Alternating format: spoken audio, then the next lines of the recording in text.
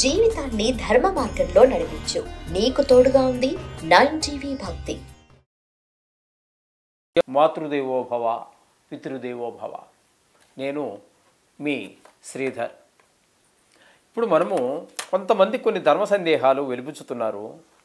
అందుచేత వాటిని నా పరిజ్ఞానం సహకరించిన మేరకు నివృత్తి చేయడం కోసం ప్రయత్నిస్తాను.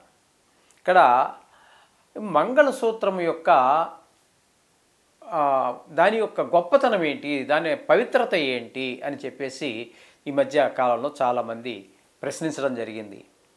అసలు దానికి పేరు ఎలా వచ్చింది, దాని పుట్టు పూర్వోత్తరాలు ఇచ్చి అవన్నీ మనం తెలిసిన మేరకు మన పరిజ్ఞానం సహకరించిన మేరకు చెప్పుకునే ప్రయత్నం చేద్దాము. ఈ మంగళసూత్రము అనేటటువంటిది దాని పేరులోనే మంగళము అంటే శుభప్రదమైనటువంటిది అని చెప్పేసి తెలుస్తుంది. ఈ సూత్రము అంటే ఒక దారము లేదా తాడు, దీన్ని సూత్రము అంటుంటారు. ఈ మంగళప్రదమైనటువంటిది కట్టుకునేటటువంటి ఒక తాడు అని చెప్పేసి మనకి అర్థం పేరులోనే తెలుస్తుంది, ఎవరు చెప్పక్కనే తెలుస్తుంది. ఇక్కడ ఈ మంగళసూత్రం దీని పుట్టు పూర్వోత్తరాలు ఏంటి, ఎక్కడి నుంచి ప్రారంభమైంది అనేటటువంటి దాని గురించి మనం తెలుసుకునే ప్రయత్నం చేద్దాం.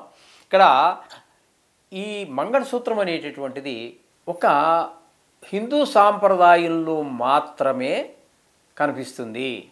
మిగతా సాంప్రదాయాలలో కానీ మతాలలో కానీ ఎక్కడా ఈ మంగళసూత్రము అనేటటువంటిది కనిపించదు. ఇది భర్త వివాహ సమయంలో, ఎందుకంటే పాతివ్రత్యము అనేటటువంటి ఒక పదం ఉంది చూసారా, పతియే వ్రతంగా కలిగినటువంటిది పతివ్రత. ఆ పాతివ్రత్యమే జీవనంగా గలిపేటటువంటిది దాన్ని పాతివ్రత్యము అంటాం. అది దాన్ని బేస్ చేసుకుని మొత్తం జీవితం అంతా ప్రాణం వదలడానికైనా సిద్ధపడతారు. కానీ హిందూ స్త్రీలు ప్రాణమైనా వదులుకోవడానికి సిద్ధపడతారు, కానీ పాతివ్రత్యాన్ని మాత్రం వదులుకోరు. ఇది చాలా సందర్భాల్లో మనకు చాలా పురాణాల్లో అవి చెప్తే ఇప్పుడప్పుడే ఏ పని కాదది. అందుచేత మనిషి పతి ఎంత ఇంపార్టెన్సో, ఎంత ప్రాముఖ్యత ఉన్నదో ఆయన కట్టినటువంటి ఆ సూత్రానికి కూడా అంతే పాతివ్రత్యం ఉన్నది. ఇది ఎవరో పరోక్షంలో ఉన్నాం కదా, ఏదో తప్పు చేస్తే ఏదో అయిపోతుంది, ఇట్లాంటి ఆలోచనలు కూడా వాళ్ళ మనసులోకి రావు.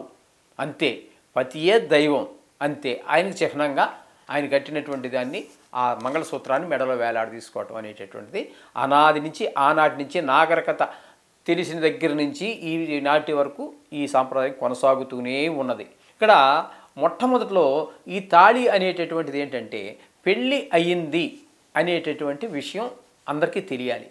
కాబట్టి మొదట్లో అందరినీ పెళ్ళికి పిలిచేవారు. ఎందుకని, వాళ్ళకి డబ్బులు ఎక్కువే కాదండి.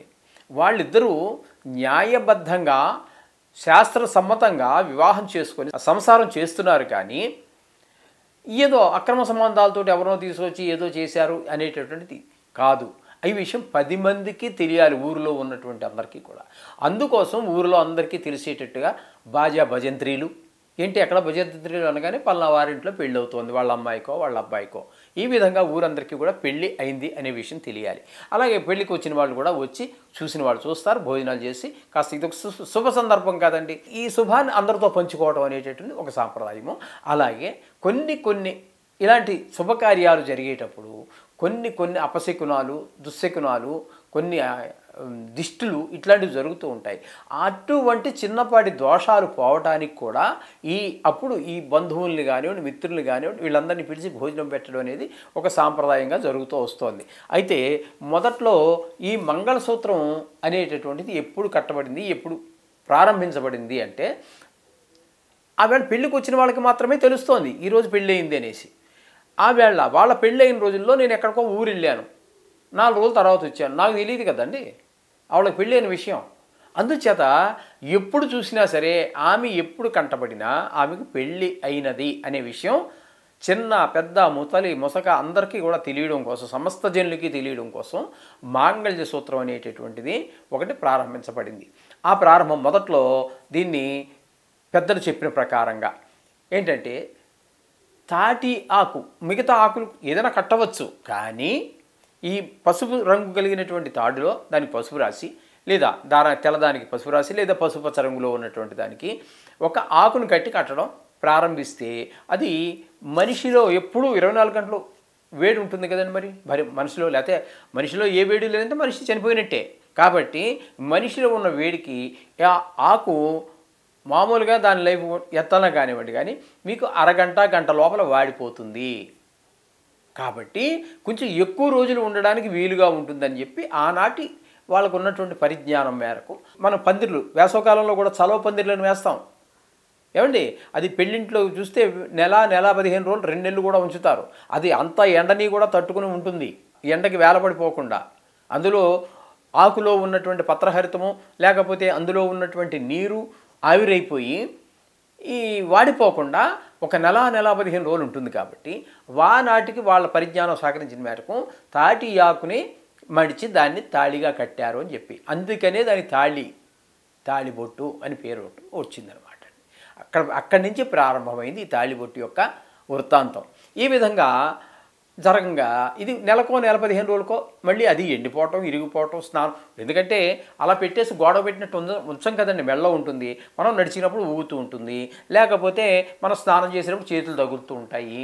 మరి అటువంటి సందర్భాల్లో ఆ తాళి విరిగిపోయి పడిపోయేటటువంటిది కొన్ని సందర్భాలు ఉంటాయి. కాబట్టి ఇది పర్మనెంట్గా ఉండాలి అంటే ఎలాగా అనేటువంటి ఆలోచనలోకి మానవుడు చేరాడు. అప్పుడు కాస్త మంగళప్రదమైనటువంటి పసుపు కొమ్ము ఉంది కదండి, ఆ పసుపు కొమ్ము అయితే 3 నెలలు 4 నెలలు అయినా తడిసినా మళ్ళీ ఆరిపోతూ ఉంటుంది గట్టిగానే. కాబట్టి దీన్ని తీసి దాని ప్లేస్లో ఈ పసుపు తాడు అది ఈ రోజుకి కూడా కొన్ని సందర్భాలలో అంటే ఇప్పుడు వేసుకున్నటువంటి బంగారు గొలుసు ఇవన్నీ ఇప్పుడున్న బంగారం గొలుసు పేరుకుపోవటం అంటారు, తెగిపోవటం అనకూడదు అని అంటారు పెద్దలు. అదే మనం ఆచరిద్దాం. పెద్దలు చెప్పిన దాన్ని ఎందుకోనే ప్రశ్నించకండి. వారు ఏదో దాంట్లో ఒక సందేశం ఖచ్చితంగా ఉంటుంది, దాన్ని పాటించడమే మన విధి. పెద్దలు ఏదో ఒక సందేశాన్ని మనకి ఇవ్వడం కోసం చెప్పుంటారు, దాన్ని ఆచరిద్దాం. అప్పుడు ఆ పసుపు కొమ్ముని ఈ తాటి ఆకు ప్లేస్లో మనం కట్టేవారు. తర్వాత అది అయిపోయిన తర్వాత అదైనా సరే 100 సంవత్సరాలు ఉండదు కదండి. మనిషి జీవి 100 సంవత్సరాలుగా మనం నిర్ణయించాం.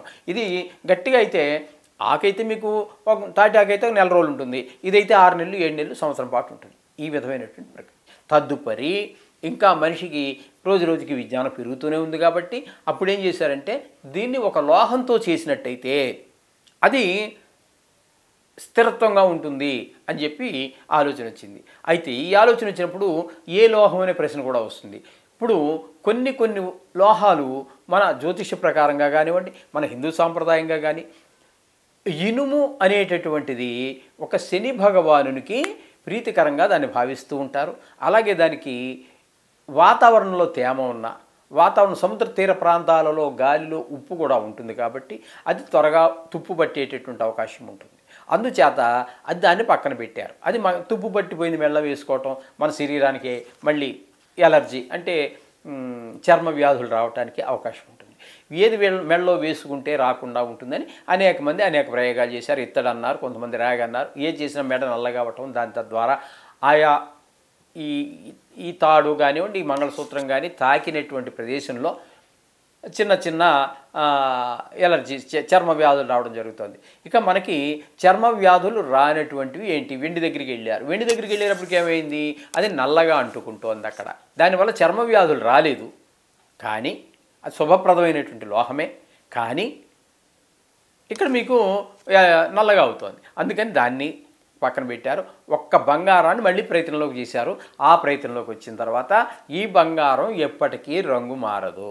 కంసాలి అది చేసినటువంటి వారు ఏదైనా అందులో కలిపేసి వాళ్ళకి ఆకృతి వాళ్ళకు ఉంటుంది, వాళ్ళ ధర్మాలు కొన్ని ఉంటాయి. అది కొంత కలపకుండా బంగారంలో రాగి కలపకుండా వస్తువు కాదు అనే విషయం అందరికీ తెలుసు.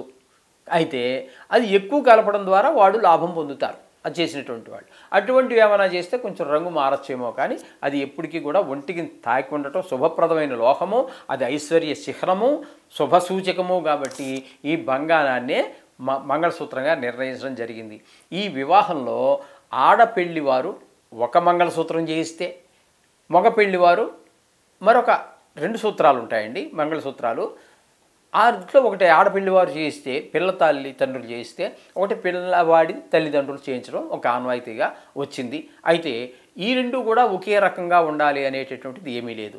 ఒకటి మామూలుగా కొంచెం బుడిపు పైకుండి ఇలా ఒక రకమైనటువంటి ఆకారంలో ఉంటుంది, కొన్ని వేరే రకమైన ఆకారంలో ఉంటాయి. ఈ మంగళసూత్రాల్లో కూడా అనేక ప్రాంతాలలో అనేక రకమైనటువంటి మోడల్స్ రకరకాలుగా ఉన్నాయి ఆ యొక్క ఆకృతులు.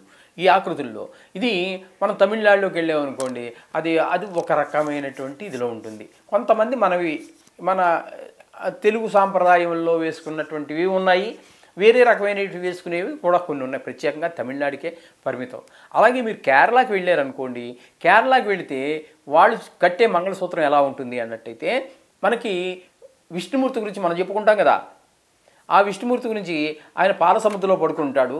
ఈ వటపత్రం అంటే మర్రి ఆకు మీద పడుకొని చిన్న పిల్లవాడిగా ఉండి పడుకొని ఆ కాలి బొటన వేలు నోట్లో పెట్టుకుంటారు. చిన్నపిల్లలు కదండి, వాళ్ళకి ఈజీగా చాలా సులువుగా ఎముకలు అవి వంగుతూ ఉంటాయి. పిల్లలకి ఏమీ తెలియదు, అది చేతికి అనేది దాన్ని నోట్లో పెట్టుకోవాలి. అది కాలు వేలు కానివ్వండి, మరి లేకపోతే అక్కడ పెన్న కానివ్వండి, పెన్సిల్ కానివ్వండి, ఏదైనా సరే. ఏం లేకపోతే కొంతమంది పిల్లలు చేతి బొటన వేలు కూడా నోట్లో పెట్టు.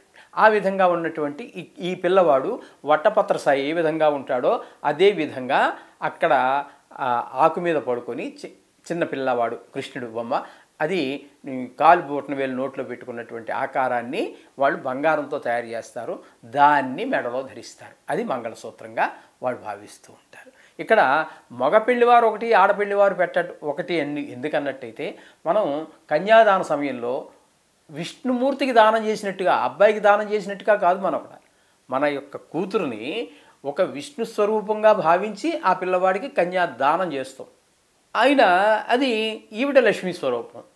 అంచేత వీళ్ళేమో లక్ష్మీ స్వరూపంగాను, వీళ్ళేమో విష్ణుమూర్తి స్వరూపంగాను, వాళ్ళొకటి వీళ్ళొకటి భావన చేసుకుని రెండు మంగళసూత్రాలు కట్టడం అనేటటువంటిది అనూచానంగా వస్తూ ఉన్నది ఈరోజు వరకు. అప్పుడు వీళ్ళు ఏం చేసేవారంటే, వివాహితులు ఈ మంగళసూత్రం మనిషిని చూడంగానే ఈ మంగళసూత్రం బయట ఖచ్చితంగా కనబడాలి. ఆ స్త్రీ మీద కొంతమంది పిల్లలకి రకరకాల భావాలు ఉంటూ ఉంటాయి. వయసులోని పిల్లవాళ్ళకి కొంతమందికి వయసు అయినా రకరకాల భావాలు ఉంటూ ఉంటాయి. అవి మంచి భావాలు కాదు. అటువంటి భావన కూడా ఈ స్త్రీ మీద కలగకూడదు.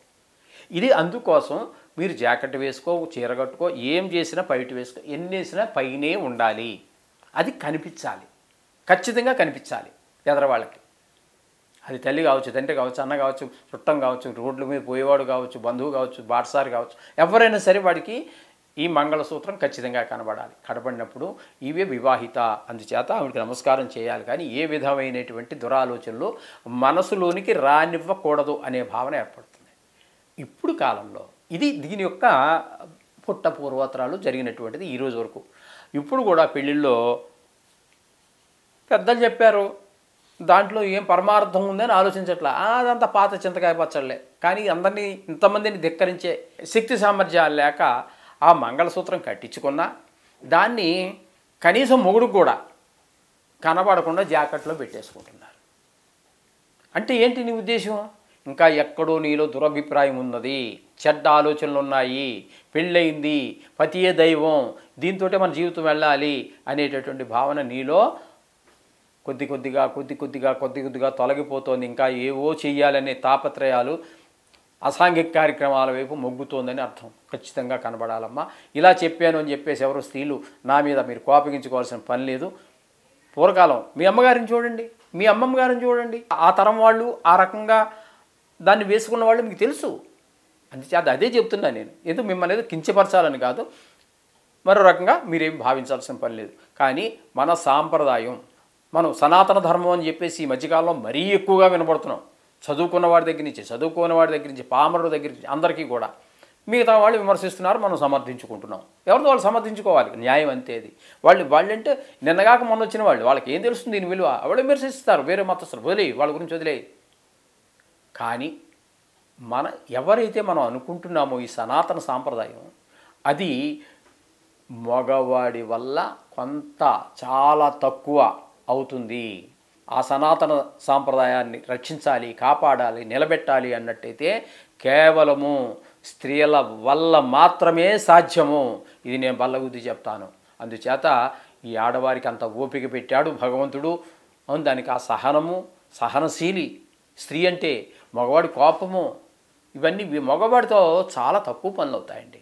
ఇవంతా మన ధర్మాన్ని కానీ, ఆచరణలు కానీ, అన్ని వ్రతాలు కానీ ఏది నిలబడాలన్నా, హైందవం నిలబడాలంటేనే స్త్రీయే హైందవం. ఇది ఒకటి గమనించి అందరూ కూడా దాని యొక్క ఉద్దేశాన్ని గౌరవించండి, దాన్ని బయటే వేసుకోండి. మీకు అందరూ చేతులెత్తి నమస్కరించేటట్టుగా చేసుకోండి. వేరే దృష్టితో చూడకుండా ఉండే విధంగానే ప్రవర్తించండి. చిన్నపిల్లలకు కూడా అందరికీ కూడా తెలియవలసిన వయసులో తెలియకపోతే అనర్థాలు జరుగుతుంటాయి. కాబట్టి ఏదో నాకు తోచినటువంటి సలహా నేను చెప్తున్నాను. శుభం భూయాత్.